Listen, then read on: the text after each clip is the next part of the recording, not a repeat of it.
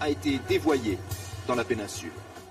Comme chaque jour, Stefano quitte son lieu de travail, l'un des plus grands bâtiments publics de Rome, la Cour de cassation.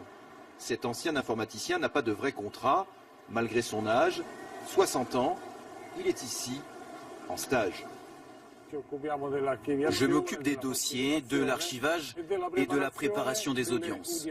Normalement, c'est une tâche toute simple qui devrait être accomplie par un stagiaire jeune, pas par quelqu'un de 60 ans, comme moi. Stefano est en stage depuis 7 ans, depuis qu'il a été licencié de son poste de technicien en informatique. Il touche 600 € par mois de chômage et en tant que stagiaire, il ne cotise pas pour sa retraite. Son indemnité de stage n'est qu'un complément de revenus. Regardez, voilà ce qui m'est versé chaque mois. 400 € seulement. Pour moi, ces années de stage sont des années perdues. Des années qui ne déboucheront sur rien, car je n'ai aucune chance de retrouver un vrai travail avant ma retraite.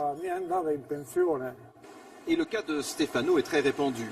Dans les tribunaux italiens, ils sont plusieurs centaines dans son cas. Un phénomène qui ne concerne pas que le secteur public. On compte aujourd'hui 26 000 stagiaires de plus de 40 ans dans la péninsule, soit 18% de l'ensemble, presque un stagiaire sur 5. En cause, la dérégulation de ce type de formation. En Italie, le stage n'est plus réservé aux jeunes, aucune convention avec une université n'est exigée. Ce spécialiste dénonce une dérive du système.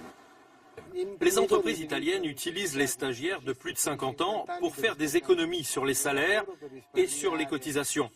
En fait, c'est un mode de travail au noir à très bas coût.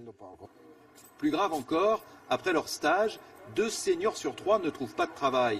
C'est le cas de Davide. À 59 ans, il a été contraint d'accepter un stage d'opérateur dans un centre d'appel.